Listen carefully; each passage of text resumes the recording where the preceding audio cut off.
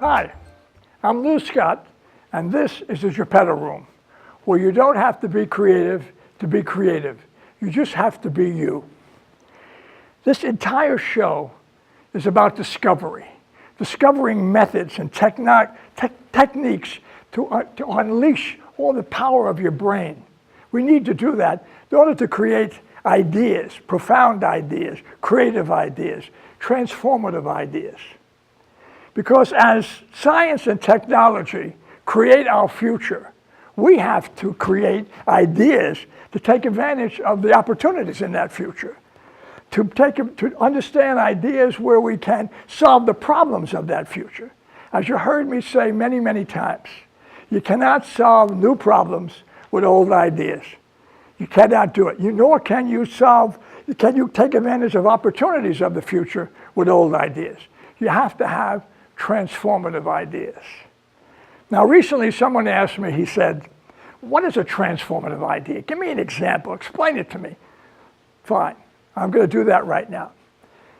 By definition, transformative means internal and external change, complete change, by definition. Now let me give an example. Actually, it's half an example, and you'll understand that as I tell the story. Like all towns in state of Vermont, we have to nourish them. We have to create attractions. We have to bring people back into those towns to support the economy of it, to support the local business people. Now, a recent town I went through was engrossing, it was enhancing their green. They were putting sidewalks in. They were putting new fauna and so forth around the area. And they had a gazebo. Terrific. Then they tore this gazebo down. Terrific idea. Now what you have to say to themselves is, what do you do with all that property? What's transformative? How can you create an attraction to bring people downtown, to bring tourists downtown? Unfortunately, they didn't think transformatively. And what they did simply is erect another gazebo. The only difference was that this one had probably coated wood, for the seasons. That's not transformative. Now, you got to ask yourself, what could we have done if we were thinking transformatively about that space? Let me give you some ideas. We could have made a geodesic dome, a huge dome well lit. In that dome are fauna, trees, plants, and so forth that represent Vermont in the summers and the spring. Imagine how creative that would have been. Also, we could have tied in with the local schools to maintain that geodesic dome and then teach farming or teach forestry. Interesting idea. What else could we have done? We could have put in electronic fountain, lights, music, water. That would have drawn people downtown. That's a transformative idea. Now, the ideas are myriad. I mean, here's another idea. They have farmers markets in that place, right? We could have built a permanent shed, very good design, and where the tents could come around. Eventually, you might be able to build several of these sheds and become a farmers market like, say, Boston Market. That's a transformative idea. Now, I'm not so glib. I don't know everything. Nobody knows everything. Certainly I don't. So obviously, maybe there was other issues that made them form those kind of concepts about erecting another gazebo. I know that. I wasn't around. However, this is what I do know. I do know that if we don't think transformatively, your ideas and your mission and your vision will never become a reality if you don't think transformatively. That's a reality. It will not become, you will be disappointed with that kind of concept. Now, with that said, and the introduction said, let me go to my piece. Now, this is how we work it. We look at a diorama. I describe the piece, what it depicts. And after I describe what it depicts, I talk about a Gepetto moment, the methodology I used to create the piece. While I describe what it depicts, that should open up brain cells, not brain cells as much as pathways in your brain that will lead to better decisions. So let's go to the first piece. This piece I call America at War. This is going to be astounding. Since 1775, America has been at war 93.7% of the time. Yes, wars, police actions, strikes, drone things, call it war. We send our young people, we trade their sneakers, high school sneakers for combat boots, and we send them into areas that smell of gun smoke to be killed and maimed. Now, a little maudlin, but that's what I wanted the piece to say. And hopefully it'll help some people to avoid wars. Now, what is the Gepetto moment? How I got this idea? I call it brainstorming. Now, you all say, well, we all do brainstorming. I've sat in business meetings, and I've sat around a room, and we talked about the obstacles, and we talked about the ideas and the plans that we had for the future. Yes, and some of you might have gone to an open house or an open forum about your town, an issue of your town, and you discussed, and people yelled and had ideas and obstacles, and they talked about what we should be doing and so forth. Those situations, I have to tell you, are not brainstorming sessions. They create data in which you can create ideas, but they never, most likely never create transformative ideas, the ones that you can really, that are going to help you decide. Now, because the brain has certain rules about brainstorming, and I'm going to go over those rules because this is an important tool, a very important tool that you should accept and make part of you. As important as brain mapping, brainstorming. And let me show you the rules. First of all, it has to be a small group. 9 is the most, 7, and make it an odd number so when you decide, you don't end up with an impasse, the odd group.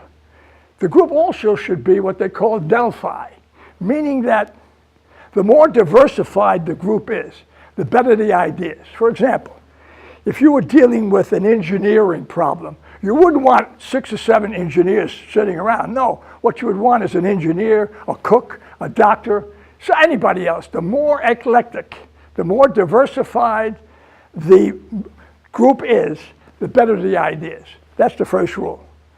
Very important rule, no judgments. Every idea is valid. No matter how crazy the idea is, it's valid. Nobody talks about, makes a judgment good or bad, because as soon as you make a judgment in a brainstorming session, and you think, I don't like that idea, I like that, you cut off all the great thinking. The brain stops being innovative. It just happens. No judgments. Start with crazy idea. Every idea, even a crazy idea, can generate a legitimate idea. Let me give you an example. I was sitting in an advertising meeting, brainstorming conference, and we were discussing how we could promote an event downtown. And I said, I got an idea. What we'll do is we'll capture a grizzly bear, and we'll take him and we'll put a sandwich board on him with our message, and we'll set him loose downtown. Now, after he mauls most of the people he doesn't kill, he actually will deliver a message. Now, absurd, right? It was a crazy idea, stupid. We all laughed, but the laughter is good, loosens up the brain. And what happened is that idea generated other concepts. So again, no judgment, every idea is valid. Fourth, assume no obstacles. Financial, shoot for the stars. There's no reason why we cannot create the idea we come up with. No reason. To set up no obstacles, because once you do, you cut off the creativity. Start with fun. I talked about that. And then at the end, you can decide which are the best ideas. Now, that's how you do brainstorming. That's how you get transformative thinking and ideas that we need. There are many books about brainstorming. Avail yourself to those books. Avail yourself to the information, because it's a tool you will use for the rest of your life to make more effective ideas and concepts and so forth, and decisions. Let me go to the second piece. Second diorama I called Friends, Not Food. Interesting. Now, the fact is that there's a small principality next to Germany in Europe, that eats more meat than we do. Other than that small principality per person, America is the leading consumer of chickens, pigs, cows, and so forth. We eat per person every year 270 pounds of meat. That's a lot of bad eating. Pounds of meat. Now, I eat meat. I'm not saying you shouldn't eat meat, but maybe what we should do, because the more raising these animals, what happens is raising them, the whole concept of raising that many animals actually contributes adversely to global warming. And we don't want to do that. So individually, I'm saying you don't have to give up meat, but be conscious of your footprint. Be conscious of what you do, how you pollute, what you drive. Those are the kind of concepts that we make positive contributions. Interesting enough, I just read, and this is an interesting fact, New York City is going to ban Frankfurters. Imagine what will happen at Yankee Stadium. That's the truth. They're going to ban Frankfurters. That's amazing. Anyway, that was the idea of the peace and so forth. And the bottom line is, let's all be conscious of not being polluters and so forth. Now, how did I get that idea? I meditate. Now, meditation has all kinds of health benefits that any doctor will tell you about. For example, it will relax you. It actually eliminates stress. And remember, stress is 75% of all disease states. Yes, 75%. Any doctor will tell you that. Therefore, when you can relax and alleviate stress, you're going to live a healthier life. Not only that, you're going to make better decisions. For some reason, meditation, what it does, it reaches parts of your brain that makes you more creative. When you utilize that brain, if you're a meditator, and you're utilizing the calmness that you get, it seems to translate into better creative ideas. And that's how I got the concept. Again, there are many, many pieces of information and books about meditation. I recommend that you read that, pick one that you're comfortable with, and begin to meditate. It will really help you. Now, let's go to the third piece. The third piece I call a bum rap for the devil, or Lucifer. Now, we all understand the devil. He has horns, he eats people, he's red, he's burned, his feet are like hoofs of an animal, and he has a tail. Well, where did that all come from? It's not true. Lucifer, the devil, the original devil, Lucifer, was an angel. He didn't look like the red thing we all understand. He was an angel, and the only sin he had, obviously, he must have done, according to the story, he must have done something to compete with God, and God cast him out of heaven. Now, he was cast out. His hell, his loss, was really just simply not seeing the face of God. There was no hell. There was no brimstone. So you have to ask yourself, where did all the other craziness come from? Well, it came from crazy people. Let me tell you how. In the Middle Ages, the 12th or 13th century, when they crushed wheat for bread, many times they would crush hallucinogenic mushrooms and so forth in the bread. And those authors, writers, and artists who ate the bread went crazy. And they were the ones who developed the devil in his craziness, eating people and brimstone. So that's where the story came from. That's where the story came from. It's not the original. It comes from craziness. Far more craziness than we talked about being crazy when you're dealing with brainstorming. Now, how did I get that idea? Here's a technique, and it's an interesting one, and I suggest you do it. I call it temples, synagogues, mosques, churches. These places of rituals are resonant with power, resonant with energy. People come there. Hundreds of people come to their faith, and they pray to God for the better health, to save somebody, longer life, whatever the case might be, just the adoration of their God. The place is full of energy. If you go to one, and you don't have to participate in the ritual, just sit in the back, sit down, and feel that energy. Let it take over. It's amazing what you'll begin to feel. And that energy can be used creatively to develop transformative thinking when you have to do such thinking. It really works. All that energy can be part of you, and it's important. Now, as we reach the end of this particular episode, I want to give you a fourth Gepetto moment, a fourth one. And this is an important one because it's foundational. If you don't accept this kind of concept, then I don't think you can really use the other techniques that we talked about on these shows. It's foundational. It was best said in this way. There was a book written by Michael Carroll called Fierceness or Courage at Work. And he posed a question to the reader.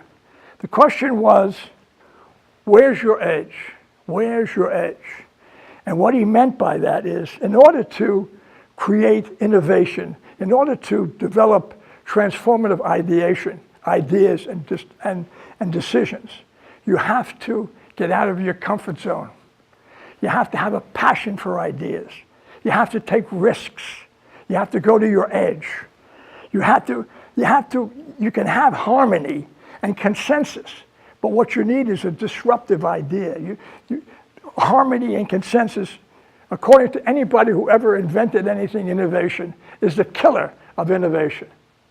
That doesn't mean you have to be disrespectful to your cohorts who you're brainstorming with or coming up with the idea. It means that don't focus on the harmony. Focus on the ideas. Go to your edge and go over it.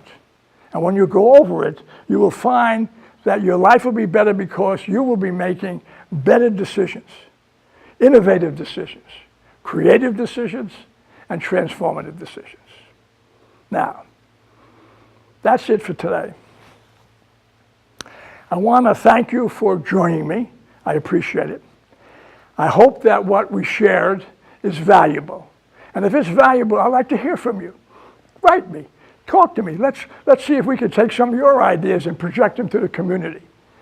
Thank you. And I hope that these valuable ideas, you can extol them, you can install them, use them. I'm hoping that. I hope you do too. So with that, I'm Lou Scott. This is the Gepetto Room. Until next time.